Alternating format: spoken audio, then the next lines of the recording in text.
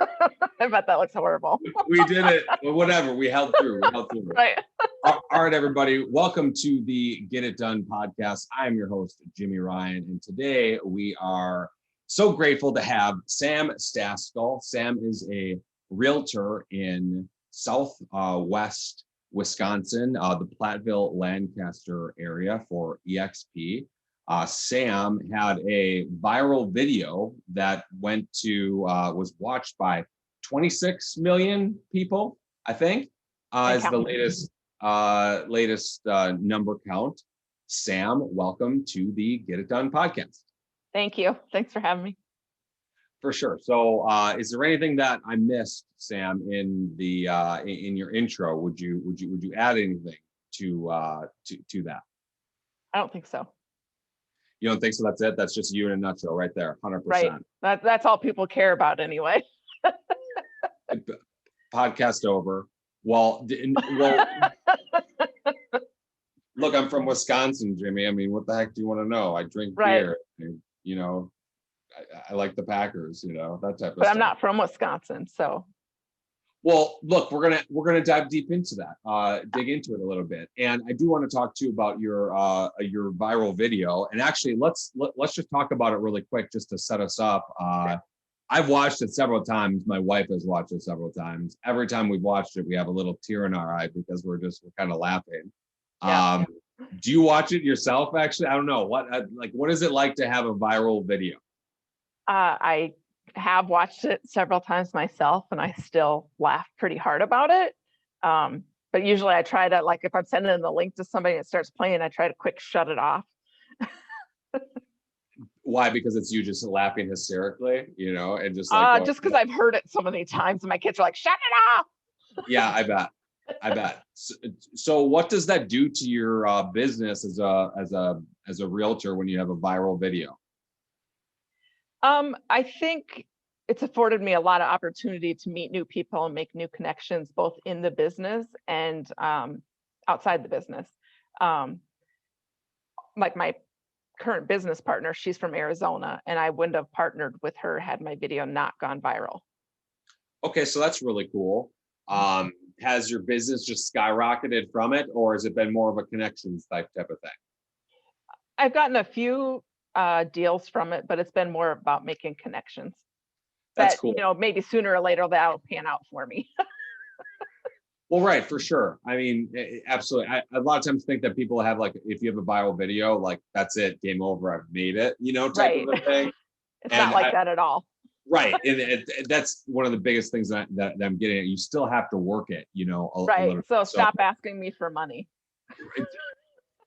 Do you get that? Like, I guess. Yes. Like, what do you mean? Like will you buy my products? Will you buy my products? Will you promote my products? Will you promote my GoFundMe page? Well, all this stuff. They want to monopolize so much of your time, and for you to help them, and I'm not rich. I didn't make any money. It's still just me doing the day-to-day grind. Like, I have a funny video, I know, but like, I didn't get lots of money, Right. So like, okay, so basically they're trying to capitalize on your social equity is what AJ and I call it, but it's more of like, but it really is. They go straight for money, or just to help. Hey, share this for this cause, so you get that type of stuff just more frequently, or just like, is it really like all the time?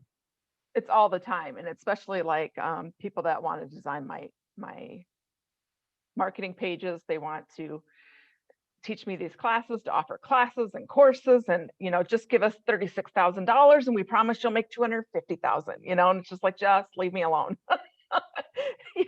My goodness. I can only imagine how many doors it opens to other people that like want to, get in on it. Yeah. Well, cool. What's the best thing that's happened from it, other than the business connection that you got? What do you have any other success story? Yeah, I think the video helped go viral just because of what was going on with COVID. And I've had a lot of people reach out to me with their personal stories about, how they lost somebody, and, it afforded them to laugh again, even if it was just for a short time. I've talked to a lot of different people about that, and just the fact that I can make them laugh in that moment means so much to me. That's really neat. That's really Mhm. cool. I mean, it's cool that it happened, but I mean, awesome, amazing. But it's also Right. cool that they actually reached out to you and told you. I mean, a lot of Yeah. times people aren't going to reach out to you and tell you. Right. Did it happen more than one time to you? Oh yeah, it's still happening. Yes. And Wow. a lot of them I followed up and had continuous contact with, like, hey, how are you doing? Just wanted to see how you're doing since you lost your mother or whatever it is, because I'm a Midwestern girl and I care.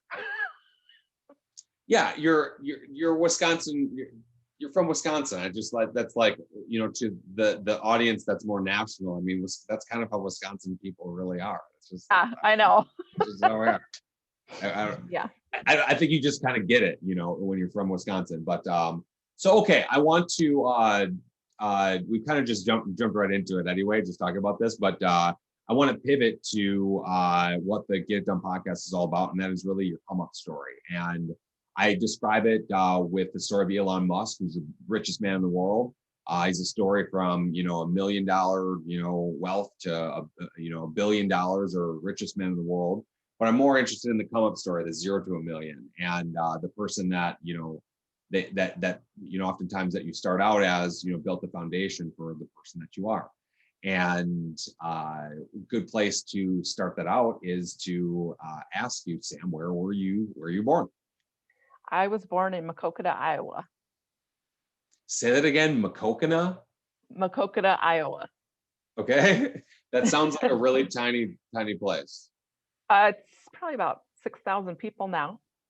Well, It that's wasn't that well, big years ago when I lived there, 25 years ago, whatever it was.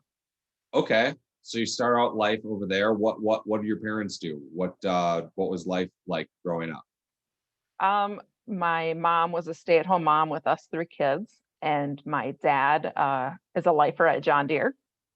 In Okay. fact, he retired at the age of 50 from John Deere and started working for a company that contracted him back to John Deere.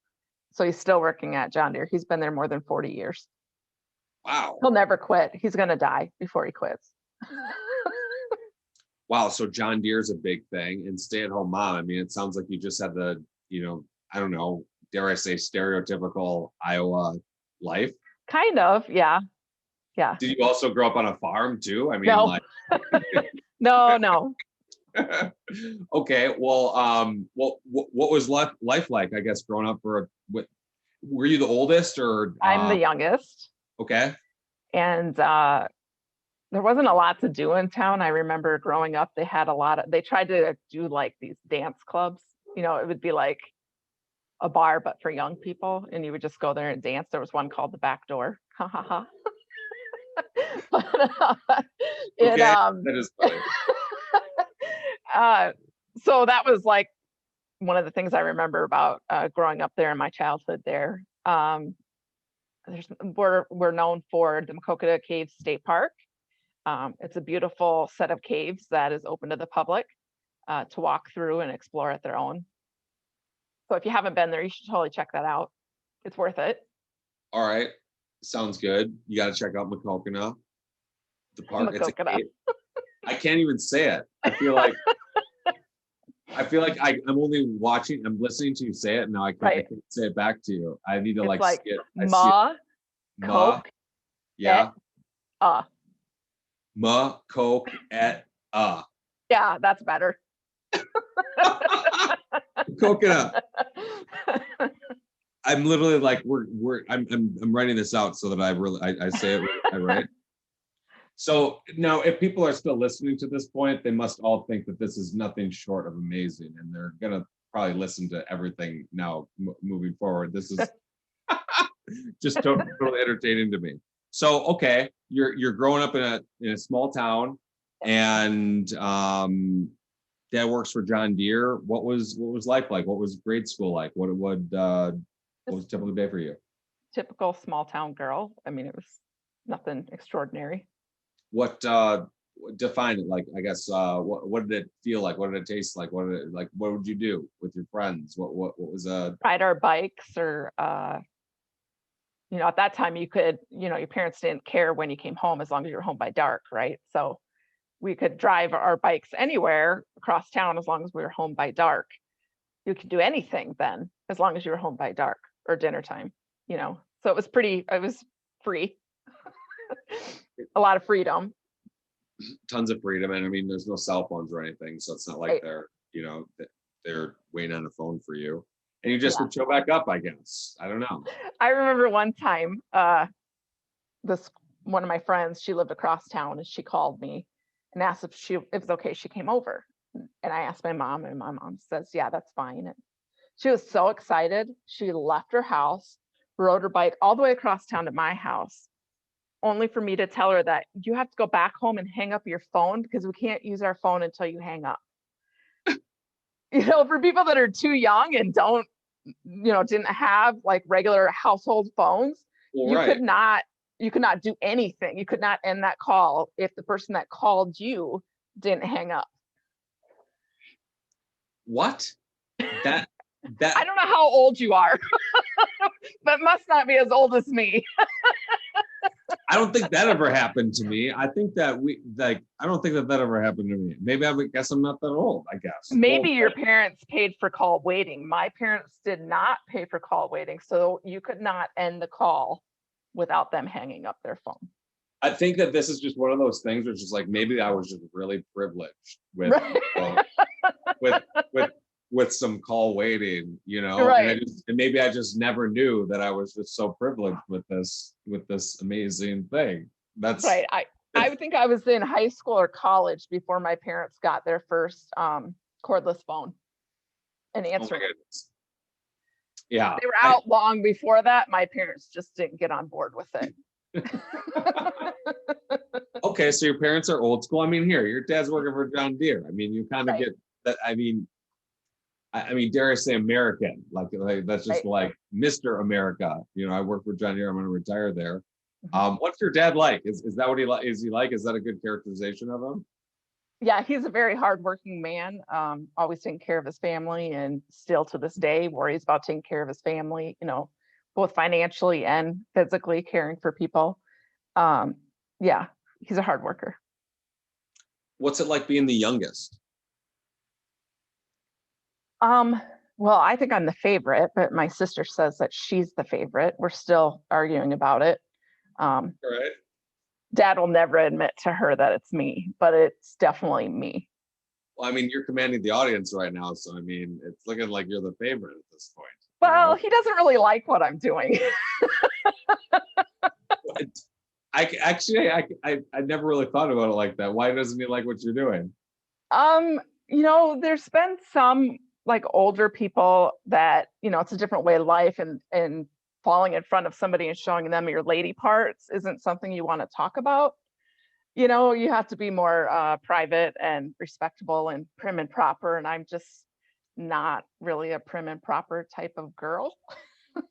I think that the older generation just does not understand social at all. I think that that's just one of the biggest problems. It's just like, why are you doing a podcast, Jimmy? I mean, like there's a million reasons why you could knock a lot of things, but just like ultimately it's about connecting with people and having a relationship with people. And I think that this gives me a great avenue to be able to do that. But at the end of the day, it's I think a lot of people relate to you with I tripped and I fell and I, showed all my lady parts to somebody, and like, but anybody ever, maybe it didn't happen to everybody, but everybody can relate to you.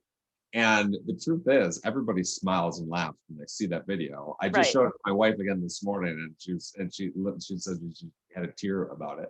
It was just so funny. But that's what it's all about. But a lot of people are like, "Oh my God, my privacy," or like, or that I'm an attention seeker and it's fake. I've been accused of faking it. I'm like, I wish I was that great of a actor. I'd be really famous and rich. I think they think you're faking it just because you're being so real and it comes across as so easy, and it's just like one of those things that's like, it is kind of hard to do, but also it's so really easy to just be real and just straight to it. And I agree with you. I think that the older generation just doesn't get that. Like they think that it needs to be like a TV, mock performance. We don't edit anything on this podcast. It's just a conversation that we have, which is why we always put explicit, because people a lot of times swear, but doing my best. So I know, right? It's hard. we'll have the podcast go viral. Just have you be swearing up and down over here. Right. Well, so we've established that you're your dad's favorite, clearly. Right. And what was that? What did that look like going up? What was high school like? Well, first of all, growing up, I have to tell you that my brother and sister convinced me that I was adopted. That my real mom's name was Buttercup, and she got rid of me because she didn't want me anymore, which is very traumatic when you're a kid. It's something that stuck with me. So we still joke about how, well, when I find my real family, I'm going to be rich or whatever. Oh my God, they really did that to you? Yes. How long did you believe that for? A while. I mean, yeah. Like a couple days? Well, we were really little, and I mean, it started young, and they just kept at it. It's not like they ever quit. And you just never confronted your mom about it and never said anything Well, my about mom would say, "You guys knock it off. She's not adopted. Why would I adopt another kid when I have you two?" So she would kind of like put the kibosh on it, but then later on, they'd both be like, "Yeah, you're totally adopted. Mom just doesn't want to hurt your feelings." Or, But you really did believe it? Well, I didn't know what to believe. I can't say that I was totally sold on it, but I mean, I think I probably cried over it when they did it, When did you eventually figure it out that they were just full of it? When I was my dad's favorite. Oh my God, that's so funny. How'd they come up with Buttercup? Like, I don't know. that seems that seems like you should have figured it out because that's a really dumb last name. Like that was her first name, was Buttercup.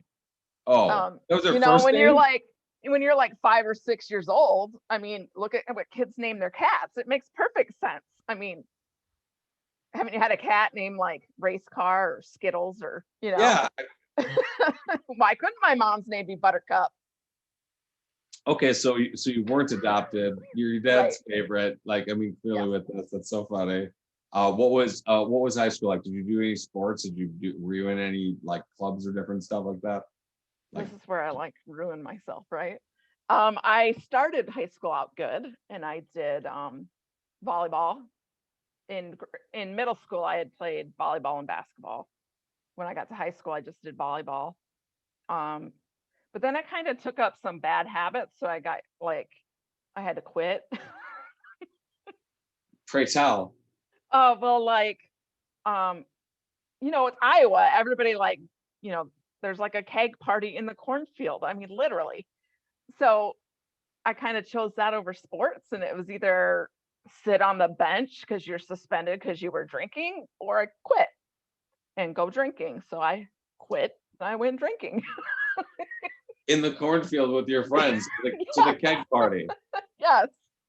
Did you I'm literally I'm closing my eyes when I'm envisioning this. So I'm envisioning wrestling is on because that's what happens in Iowa. Like wrestling is happening, or high school football, and there's just a keg and in the cornfield.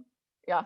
I envision or you would cool your beer off in a snowbank. You'd hide it and then come back and get it that night. I'm a really bad influence, I know. No, this is the real talk. This is like, look. I don't know if I should tell you that or not. We've had people talk about them being really like kicked out of high school and moving in with their girlfriends and No, I graduated toward the top of my class, so I was a functioning partier.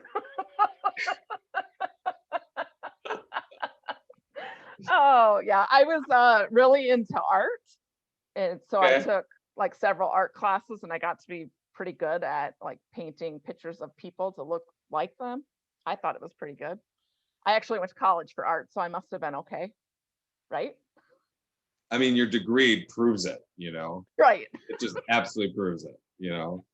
You can just show it to everybody and they'll be like, yep, you're an artist. Yeah. Yeah. Speaking of that, you went to college. I mean, you went to college for art. Oh my goodness. And now you're a realtor. I just love how it goes, What's even funnier though, all right. So I was this big drinker in high school, breaking the rules and, disobeying parents. Keg party in the cornfield. Right. And then I didn't grow up with religion. We didn't go to church. but I went to a Catholic college where nuns taught my classes. Which is kind of odd because it's so much not what I would thought I would have done, gone to like a religious college, but I did. I had to take several religious classes. What is it? What college is it? Viterbo University in La Crosse. Okay. And Just let me write tell it you, down. Yeah. those Yeah. nuns, they're a riot. I mean, the stories those ladies can tell, not like they got into trouble or anything, but there was a bar there named the Recovery Room, and they used to go there and drink coffee. Well, they knew the college students were drinking, so I'll just meet you at the Recovery Room later. They would go for coffee, the kids would go for drinks. It was just fun. And then you'd hang out with the nuns and tell like war I stories. didn't. I Okay. didn't. I was way above that. No. Well, tell a crazy nun story. Oh, I don't even remember. That was like 20 years ago. Do you really think I can remember now? I don't know. You're telling me about it today. Well, I just remember them joking about the Recovery Room and how they'd go there and drink coffee. Got it. Just to as an excuse to actually maybe be a good influence on kids that are probably trying to not have a good influence, set upon them. Yeah. Well, some of them were like so spiritual that we would begin our class by, let's just go outside and walk around the courtyard for 10 minutes. And as a college kid, I'm like, I'm gonna get an A. This is so easy. I mean, of course, the nuns that taught English and stuff were much more strict, but they were sweet. Okay, cool. Well, did the keg party continue? Cornfield continue into college? Yeah, then it became basement drinking, dirty dungeon basement drinking. Okay. House parties, red cups.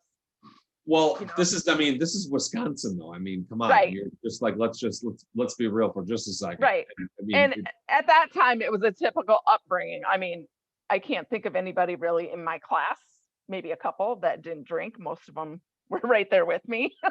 And it's the cross. So I mean, like everybody's going to the house party at whatever the place is. Yep. And that sounds like a typical Wisconsin college life, right? College life. That's why I'm scared to death for my own kids to go to college, because they can't do anything that I didn't do. No, you went for art. So I mean, did you ever work during this time? Did you have any jobs? Yeah, well, when I was in high school, I worked at Subway. So when I went to college, I got a job at a Subway. All right. And then I also worked at Menards, and I worked at a print shop. And I remember one summer I was working all 3 jobs. Okay, cool. I mean, just stacking up money and yeah. And doing well, beer money. I mean, I wasn't really stacking up money, but I probably should have been. So I've been employed since I was like 12 or 13. I've never not been employed. Ever. Well, I mean, you could afford to drink then. I mean, whatever. You weren't just like getting it given to you type of a thing. And I mean, your dad sure isn't going to be giving it to you, I'm sure. No. And if he's gonna be really upset. Yeah, he probably would have taken it away from you had he known that you were going to Oh yeah. He was kind of naive that way, I guess. I don't know. He's like me. You look for the best in people, and I guess he just thought better of me. Well, I mean, sorry, again, Dad. You're clearly his favorite, so I mean, right. he does. He sees the best in you. You're the best one. Nah, she'd never do that. Right, right. She's a straight A student. She would never drink. So do you graduate college, or do you? Okay, and where do you go from there? I completed it in 4 years, actually. So. Okay. My grade point average was still good. So like I said, I was functioning. That's awesome. It's awesome. I know I'm just laughing at you because it's funny, but I mean, here, you graduated. I mean. Yeah, I went to all my classes. I did all my stuff. Some people don't, most people don't, Well, I know none of my roommates or neighbors in college finished. They all didn't make it past the first semester or the first year. And a lot of times people are like, well, I guess I'll try real estate. I couldn't do college, but you actually, because a lot of people do that too. They also don't make it in real estate also sometimes. But anyway, how did How, so you graduated. What did you end up doing coming out of So I college? graduated with a bachelor's degree in graphic design and a minor in multimedia. Um, and then I moved back closer to home until I could find, well, actually, I moved home for like 6 months, and then I moved to Lancaster, Wisconsin for my first job, um, actually using my degree. Well, kind of. I was, I started at a phone book company making the yellow page ads and designing the phone book covers. It's not real glamorous, but it paid $11 an hour and it was a start, right? I just have to imagine how can we inject you like your sunshine personality into the yellow book pages cover or picture in there? How did you do it? Did you do a good job with that? Well, they had such low expectations for a phone book, that it's like, I mean, you're pretty limited at that time, They were actually still I actually was there when they started and helped them start going digital, like digitally sending the files, not driving them an hour to the printer, you know. So that was a big step. So was it just like a bunch of just drag and drop clip art type stuff and you were Some of amazing? it was, yeah. I Okay. had convinced them, me and another guy that were both graphic designers, we convinced them to invest in Illustrator. Um, Before that, they were using Corel Draw and just some, stuff that's not common anymore. Yeah, okay. So you brought them like, I mean, okay, but you got them up into, you up their tech a little bit, help Right. them on. But Yes. Yellow Pages, okay, so you did that, and it doesn't seem like this was like just by looking at you talk about it, it's like this this This doesn't seem like wasn't this. my dream job. This was Yeah, my, yeah, for now I got bills to pay job. yeah. So, This wasn't your I had favorite. big plans for myself, big plans. I had like applied all over the country. I wanted to like go to Chicago or California, like every kid, you know, every Midwest kid says, I'm moving to California after graduation. It's like, no, you're not. You're moving down the street, Right, right. So my family is all around the like Lancaster, Platteville area. So originally that's where they're all from. We were the only ones in Iowa. So I stayed here. My brother was up here. And then I got a job at Land's End. I actually started at Land's End in the packing department to get my foot in the door. So I packed boxes, many, many boxes for 3 months. And then How many? How many is many, many? thousands. I mean, you'd have like 300 orders to pack. I mean, a day. It's fast paced. It's demanding. It's very physical. It sucked. It really sucked. I remember my last day on the job. I was working in the upper bay, and there was a conveyor belt, and I was working with this woman who was like 8 months pregnant. She's just like killing me on how fast she's moving and everything. Well, I went to reach a box, and my watch got caught in this conveyor thing. So this 8 month pregnant lady had to run to the shut off thing because it literally took my arm in. So I had to fill out another incident report of what I learned from that. And I said, I learned that you don't wear a watch if you're working a conveyor belt. So this was the start of my accident prone, like my very first day on that job, I had to fill out another incident report because they had these big like tape things and they were super sharp. Well, I like clipped the inside of my finger and took all the skin and stuff off. So yeah, I'm really, if I'll find some way to get hurt always. Yeah, that job. I mean, thank God that job you figured out wasn't for you at some Oh, I point. knew it wasn't for me. I couldn't believe they hired me. Do I look like somebody that's big on physical labor? Well, No. but I mean, how do you tell if someone's kind of clumsy? My wife's clumsy. I tell her you got to watch out for the corners. They Yeah. come out and get you. They Right. come out and get you. But like, is that you? Are you just Oh like? yeah. So that's so funny that you're that way. Yeah. Okay, so Yeah. so I'm glad you're not doing that. My goodness, you could have lost your finger. I mean, I could have died in there. Yeah. No, I couldn't have. But, as accident prone as I am, I'm sure I would have had many injuries had I stayed working, packing boxes.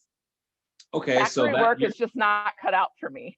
yeah, so your career there was a short thing, but here you learned something. Here, I'm not for that, Right. you know. It was a good Well, experience, but so that got my foot into the door at Land's End. And then the home department had actually found out that I had a degree in graphic design and they needed some technical illustrations done. So they rescued me from the factory a few hours a week to come do these technical drawings for them. Well, then after that, they had talked to some other like higher up people in the design area and stuff. So I actually ended up working for the outerwear designers. And when I say designer, I'm talking about the clothing designer, not the print designer. okay. Yeah. So I did that for, I don't know, probably, 6 months to a year. And That seems then like a cool job, right? I mean, yeah, isn't it that was kind of cool. like, I learned a lot. I learned a lot. yeah, Um, I had never had an interest really in designing clothes, but I learned a lot. And then so I was only what they call flex time. I was never like full time up to this point, right? So it was just 32 hours a week or whatever it was. It wasn't 40, although sometimes I got a lot over 40 because they could do that. And then I moved to the kids design and I worked with the kids designer, design kids clothes. I mainly got to design sleepwear, like prints for sleepwear and fleece hats, which I saved for my daughter when she was born. It was this like green fleece hat with these big pink flower petals coming out. And that's at so the time, funny. those things were like that were huge, where they had these big like kids had Yeah. these big like fleece fluffy things on their head, right? I mean, right? So, I mean, you know what? I don't know. My wife does weird stuff with my kids too. I just kind of say, whatever, honey, that whatever you think. Right. Those are the Um, pictures you look back on when they're older and they just cringe because well, you yeah, put that on them. So, right. And not that it's weird, but yeah, we have plenty of things like that that I'm sure that we're gonna cringe at. But that's right. that's Sam designing that, at Land's End. Did Yeah. you do anything else kind of cool or notable, and other than some crazy kid lace hats? No. And then when I went on maternity leave from there, I was finally transferred into the electronic publishing department, which was more my feel. I was much more comfortable in that um, because up in the design field, they wanted to talk about different fabrics and different finishes, and I'm like, well, this one's smooth. This one doesn't feel so nice, and they're like telling me by name, like go get this button. I'm like, I don't know what that means. The smooth one. Right. They're like, oh yeah, this is a good quality button. I'm like, tapping it. I'm like, how do you know? Right?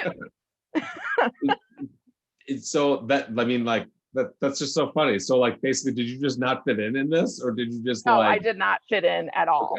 okay, At okay, all. okay? And I knew So that. okay, so 6 months to a year is a pretty long time for it anyway. I mean, it's a Right. good thing to experience. Where do you go from there? So then I got moved to the electronic publishing department, and that's where I worked for, it was 17 years, I think. Wow. And that was working with art directors and the photography studio and, merchants and everything to build catalogs. So, and I had moved around to like different divisions of the catalog in the web team and stuff. So before I left, I was helping design international catalogs. So I worked with teams in the UK, some in Japan, uh, Germany, and France. Wow. Very cool. I Yeah, mean, so it's just that's when I started. When I started working with those international teams, is when I really started to feel like I was missing out on the people part of things, of meeting new people and learning their stories and stuff, because it's totally different, like culture and everything that I didn't have before. right. So you feel like though that the 17 years there drove you away from that into eventually into real estate. Yes. So I talk about finally that. landed in real estate after that. You left Land's End and landed into real estate. What made you land? Um, well, another person, a coworker, she had gotten her license to sell, and she'd been selling for like a year, I think, before I got mine. And she just kept saying, you should do it. You should do it. I'm like, well, I got, Who is it? I have 4 kids at home. I'm the main breadwinner. I need the insurance for my kids. And, I just can't, I don't have time. Yeah. So, so I ended up getting my license in May of 2019. And so I was working my full-time job. And then at nights, I was literally up till 12 or midnight or 2 o'clock in the morning, doing paperwork, which, because a lot of this job is paperwork. So I'd be up late doing it after my kids were in bed. And I was getting worn down by the end of summer. I was like, I just can't keep going. And I had made enough money, thankfully, through the transactions those first couple months that by the end of August, I was able to quit. And I have been doing real estate full time ever since. Wow, that's cool. I mean, a lot of people don't make the leap that quick, and at least Right. you could even work both jobs. Sometimes it's not even a choice. Right. And I think, a lot of people get stuck at that because they're so scared to walk away from a guaranteed paycheck. And I was scared to death because I'm like, what am I going to do if I fail? And Mhm. I had made the decision that the best thing for me health wise and like mental health wise was to get out of there. Um, Nothing wrong. I'm not saying there's something wrong with the place. I just think after spending, almost 20 years in cube world, cube hell, Yeah. I needed to break down those walls and get out. Just because it was dragging me down. I was very negative. I hated my job. I was sick every day at the thought of going to my job. Like I Yeah. would lay in bed in the morning when my alarm went off and calculate how many personal hours I had and when they got renewed and if I could afford to just not go, you know, how Yeah. many vacation days do I have left? Can I take today off? And will I make it till I get my vacation days back? And what if the kids get sick and I need this vacation day and I use it today because I just don't want to go? And it was just stressing me out. And I was just physically ill because I did not want to go to work. How'd you last it for 17 years? I had kids. I was a single mom. I had kids. I had 3 kids, single mom that I raised. And Well, I'm so sorry we skipped over that part of the story. well, I was never married. Okay. Okay. Okay. This goes on to Sam's sinning story. So I love this to all the Catholic nuns listening. Right? You know, Yeah. they They knew did a great the whole job. time. That's so funny. But I mean, but seriously though, so okay, you're a mother to 3, and you're are you still a single mom? No. My boyfriend and I have been together for 7 years, and he's the father to my youngest, who's 5. And the 2 before you did you have a relationship? You just never got married? The 3 before with the same dad, and no, we never got married. So was this around this? So this was around the same time that you worked, at Lens End. Yeah, I was at Land's End. Yep. So what ended up happening? It seems like there was just like was there just a really big defining moment other than, I mean, it looks like here, you're waking up, you dread your job. Yeah. And I think Well, a that lot had of been people going can on for relate. years. I mean, we're talking Right. about years of me just physically sick because I don't want to go. Some people do it for years. I can't believe I know, it. and I couldn't do it any longer. I feel like some people do it for decades. I feel Or like their some whole people, life. Their whole yeah, life. right. They get stuck in this. They have nowhere to turn because they can't walk away from the money. I think that's why my dad still works. Because if Why'd you you throw do it? enough money at somebody, they'll stay because they can't walk away from the paycheck. Right. Right. Well, what was it that made you finally, like, this is it. I'm so done. Like, Yeah. I think it was that I had literally made almost what I make in a half a year at my full-time job in less than 2 months of transactions, which afforded me, to step back and say, okay, I think I can do this. I think I'm good at this. I'm not going to fail. I'm going to make this work. And I that's think I so finally cool. had the confidence to know that I would be okay. When did I guess, was this around the same time that that you started your relation? Well, here, you've been with your boyfriend for 7 years, and this is 2019. Right. So, is your boyfriend supportive Yes. of this big thing? Yes. I mean, a lot of I times think that's that was kind a of like, huge thing. That was a huge part to me is I was able to get my older 3 kids on their dad's insurance, and my youngest son was on my boyfriend's insurance. So I no longer had to carry the burden of providing insurance for all of them. I just had to worry about me. So that was a huge barrier that I knocked down, because just getting that off my plate to make me be able to financially be able to do this was huge. do you think you would have done it sooner had you been able to figure out insurance for your kids? Um, I don't know.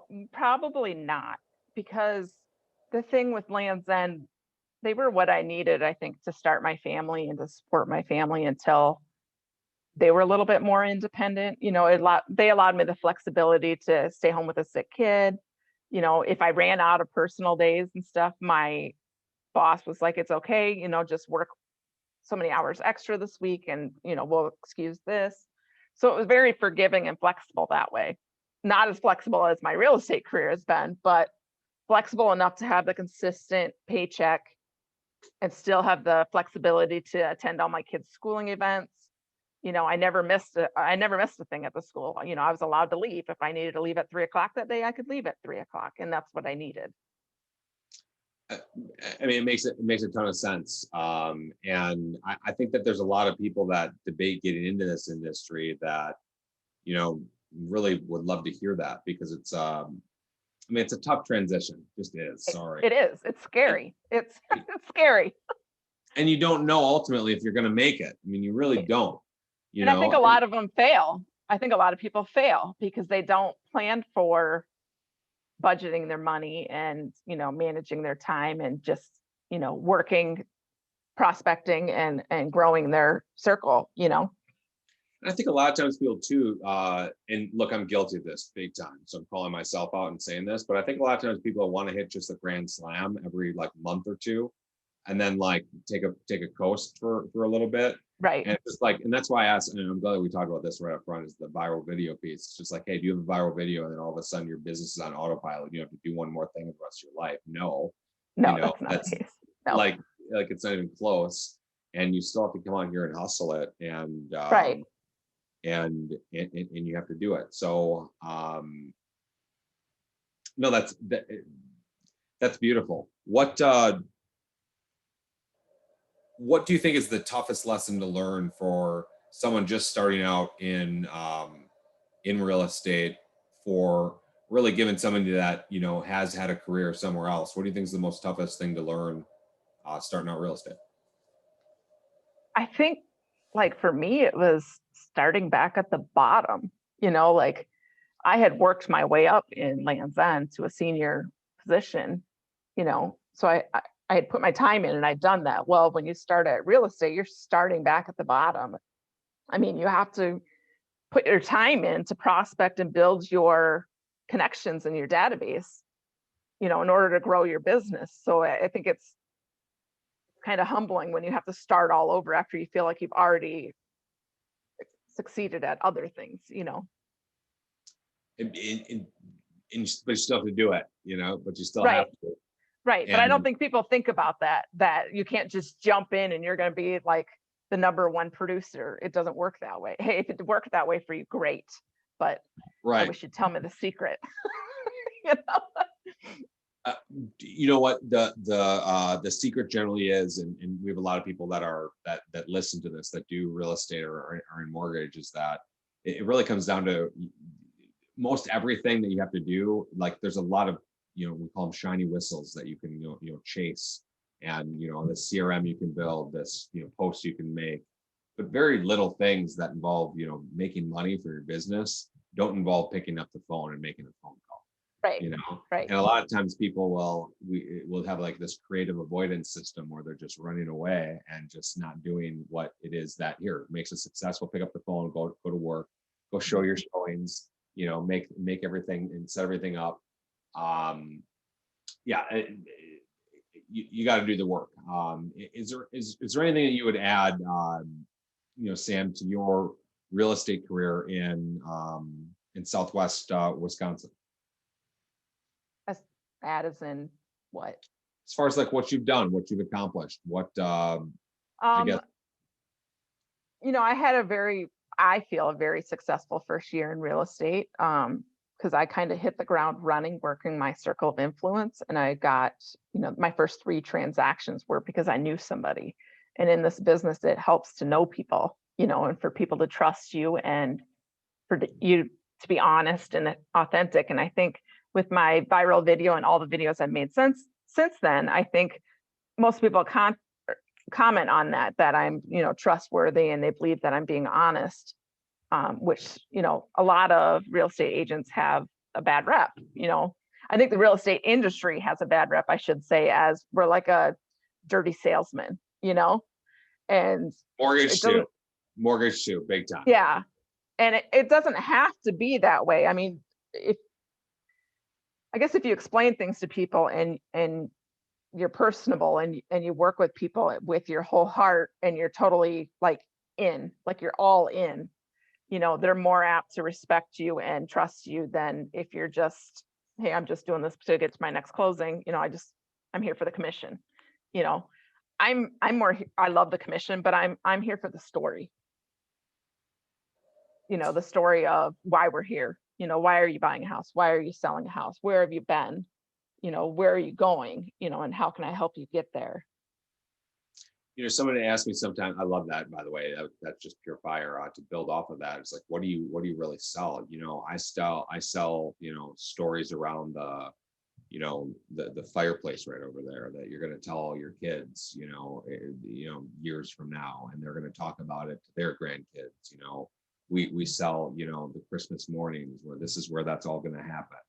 We sell those types of memories, and we get to be a part of it. And a lot of times, this, we go through this type of, a real estate transaction where a lot of times we're therapists than we are, right. Yes. Realtors, yes, it can be, or loan officers. We have to encourage them through all of that.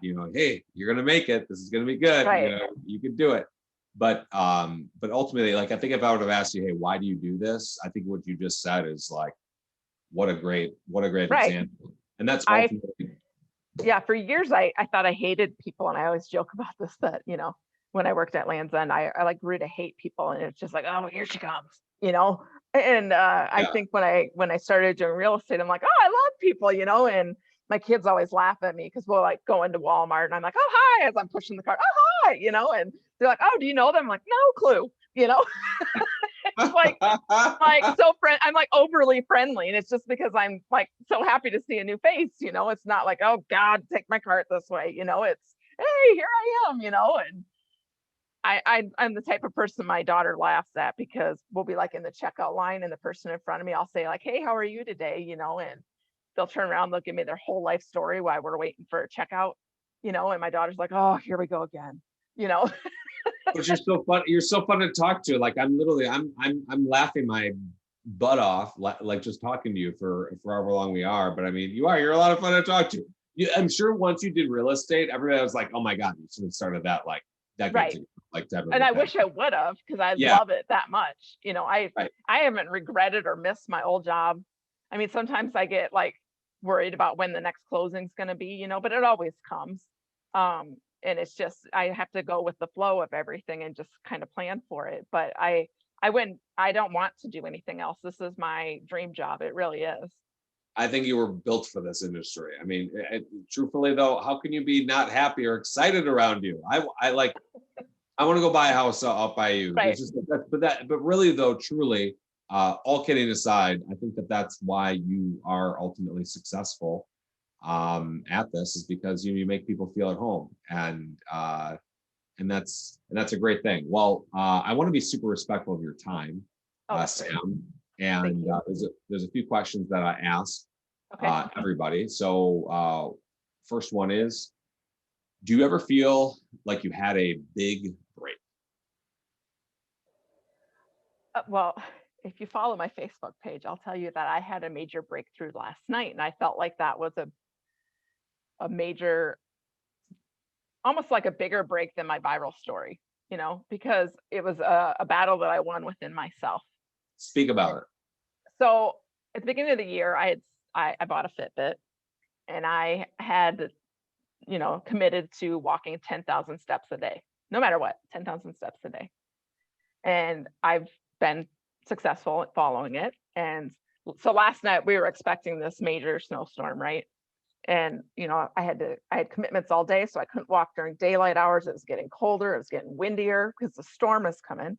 I had to feed the kids supper, and after supper it was like 6, but it's pitch black out, really windy. And I'm like, I got to get my steps in, So I walked clear across town and back to my car because I have to drive up out of my neighborhood, because if I walk up that hill, I'm going to have a heart attack. Baby steps, baby steps. So, I mean, I literally will have a heart attack. I feel like I'm going to die by the time I walk to the top of the hill. So I thought, when I made this commitment to myself the first couple nights, I walked up that hill and decided that I'm not going to be successful if I don't park my car at the top of that hill. So I did. And so anyway, so I forget where I was going with that, but the hill is not for Sam. I mean that's no, not yet, not yet. I'll get there. Okay, maybe. So I park my car at the park up the road from me, and I start my walk there every night or whenever. So I walked across town, and on the way back, I mean, I'm not kidding about how cold it was. Like, I forgot my fleece head wrap. So the whole way back to my car, I'm making excuses to myself of why I should quit, because I'm only going to be halfway done. I'm only going to be at 5,000 steps. And by the, I said my legs were rubbing together like a rubber balloon, or like a balloon animal, that when they're tying it, and my pants were blown sideways. I didn't have any Kleenex. I had snot everywhere. I forgot my fleece head wrap. So I was using my COVID mask from my pocket to block the wind. It was just extremely windy and I was miserable. So, by the time I got back to my car, I was like, I'd already talked myself out of finishing this. I was just going to go home and nobody cares if I do 10,000 steps anyway. Well, I always post on my personal Facebook page, hey, I got my 10,000 steps in, and right. For accountability, only for accountability, not for me to tell everybody everything, but right. And you're like, look, I'm going to miss. Yeah. But on the way back to the car, I didn't care because it was so cold. But I decided, I started talking to myself on the way, when I was almost to my car, and I'm just like, this is ridiculous, Sam, you're almost there. What is a few more laps to get this done? I mean, yes, it's windy. Yes, it's freezing. But last week I walked and it was 10 degrees or lower. Last night it was 26. But with the wind, I think it was a lot colder. And last week when I walked, I said it was cold enough to freeze snot. You're from the Midwest, you know what that means. Right. Last night walking, it wasn't cold enough to freeze snot. I had a runny nose. So, I mean, those are all good signs that I was just being a wussy. And my legs always rub together, so it doesn't matter if they're cold or not. I just needed to just power through. And I told myself, well, my car's cold. I'm just going to be cold if I get in my car. So I hit my remote start and I kept walking until I came back and my car was warm. But what that made me realize, this is where I'm going with this whole story. You're like, I don't know where she's going now. What it made me realize, though, is that when everybody is always talking about goal setting and mindset. They've been drilling it into me for years. You would have thought I would have got it by now, right? I didn't really get it until last night when I'm like, okay, so I set this goal. I'm going to do 10,000 steps a day, kind of like I set the business or the goal to grow my business. And I've had success, I'm at 5,000 steps, and I'm starting to grow my business. I mean, I'm not saying to myself, that's good enough. I'm just going to quit now. You have to power through and just keep going otherwise you're never going to reach that goal. You're just going to be at that plateau forever. And that's what I felt like last night. If I didn't power through, I'm going to say, 5,000 steps is enough for today. And then the next day I'm going to say, well, I don't feel like walking today. And the day after that, I'm like, well, I missed yesterday. It's not so bad. I can miss. And then eventually the habit's broken and your whole goal is out the window, and I feel like business is that same way, that if you don't power through and continue to build and grow and you plateau out, you're not going to stay in the business. You're just going to fail. So, I mean, that was my breakthrough last night. It took me a while to get there, but I got there. That's really cool because it really does take a lot of people a long way to realize that, like, look, you have to do it. And like, you have to do it. Like, it's just like, you talk about all the flashy stuff all day long and all the cool pizzazz that we get all distracted in our industries.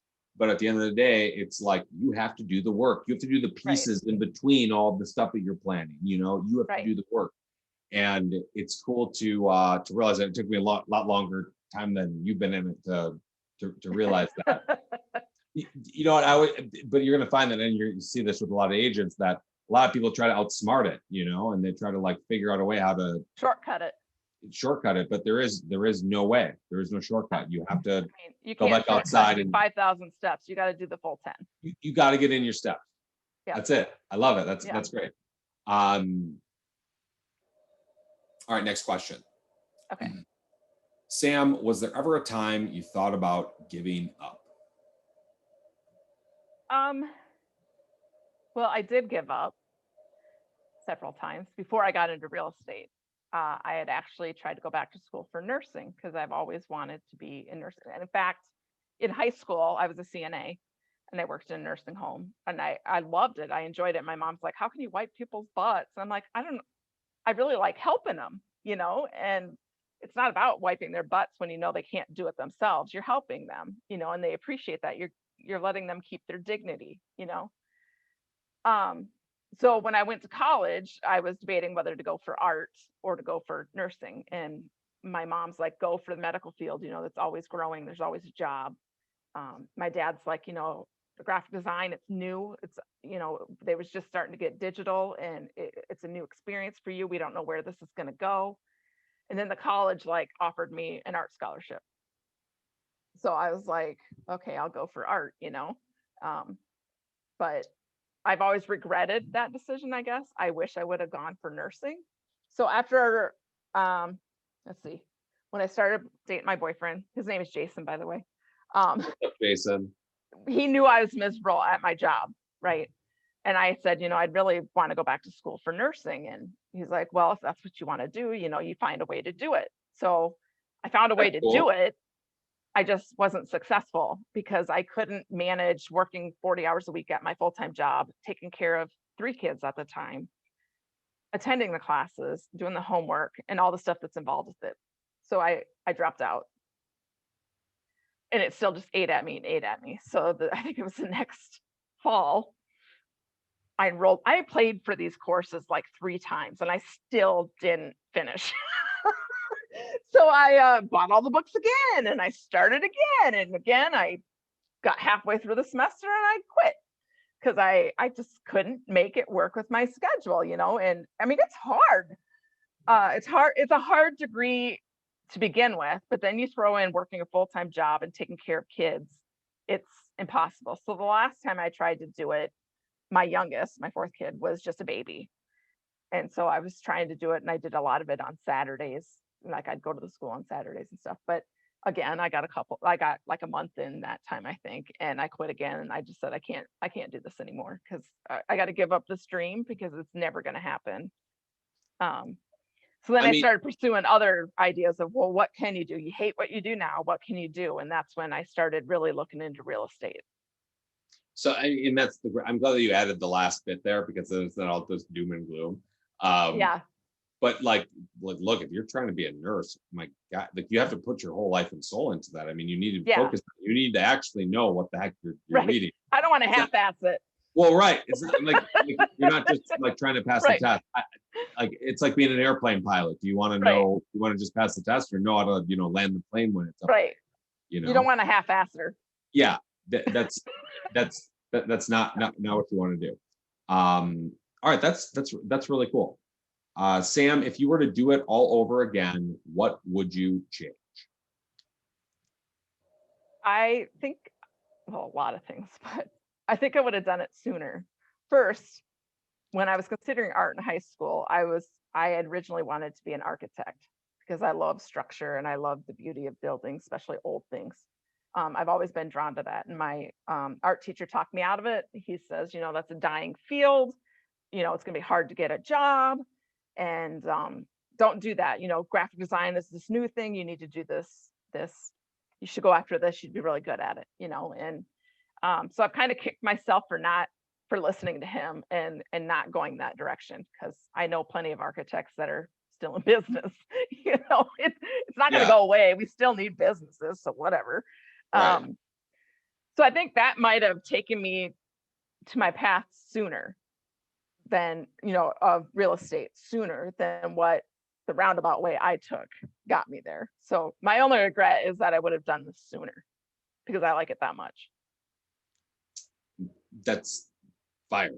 It's beautiful. I share a similar story of being an architect, and I toured an architecture firm when I was a kid, and I asked them. I never forget that the lady basically said, "Hey, don't do this job if you want to make a lot of money." And as a little kid, I thought, well, I want to make money. I guess I can't do this. Like, I mean, and that literally discouraged the crap out of me. I'm not gonna be an architect. Right. Isn't that nuts? How the most I'm gonna be a fireman because they make so much more money. I know, right? And then you get the stupid, yeah.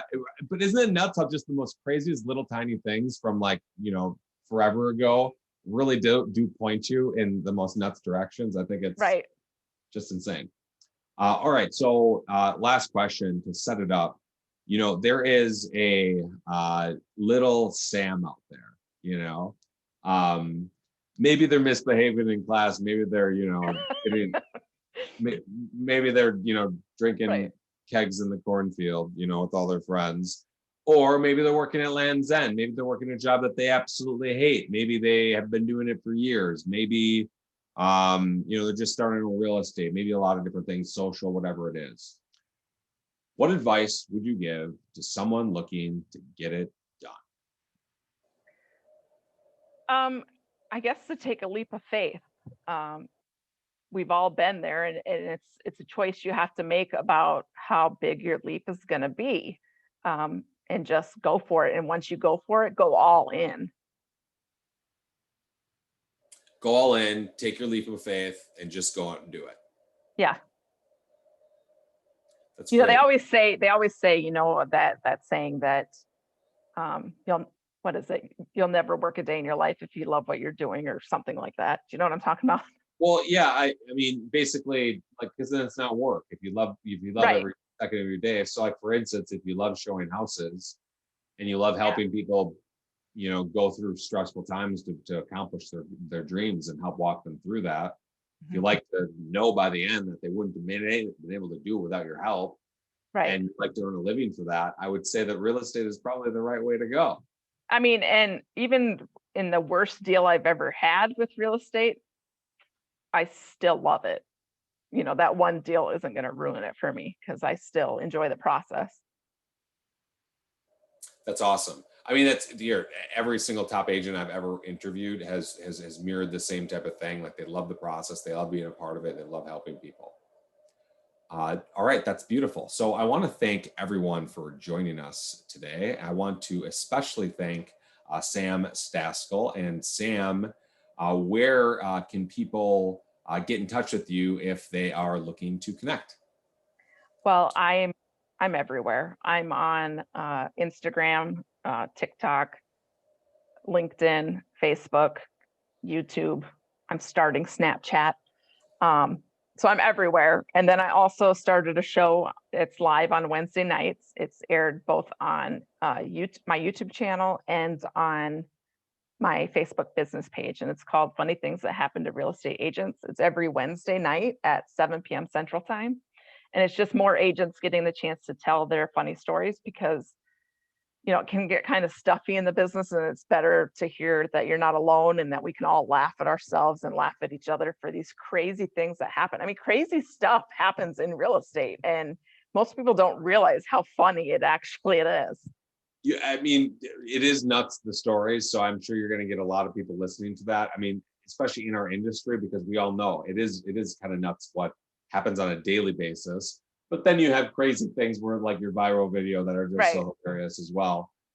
Cool. And we're going to put a link to the YouTube video in the description, as well as all your social. And basically, searching for Sarah Staskal Sells, correct? Not Sarah. I'm not Sarah. That's my sister, and I'm the favorite. It is Sam Staskal Sells. How did I just mess that up at like the very last second? What am I doing? I don't know. And that's my sister's name. So, do you know her? No. Listen, I'm sorry. Send it to the favorite daughter. This is Sam, and I'm literally telling people to search for you. They're going to search for Sarah and find your sister. Thanks a lot. It was going so well. So now, if you have any pity on me and you'd like to support our show, you could give us a 5-star review. I mean, it would help if you could do that. It'd be great. That does help our reach, and maybe we can get things right like that.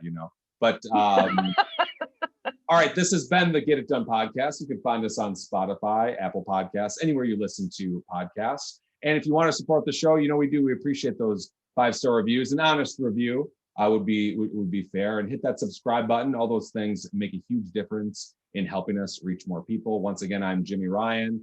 This has been the Get It Done podcast. Thanks so much for listening.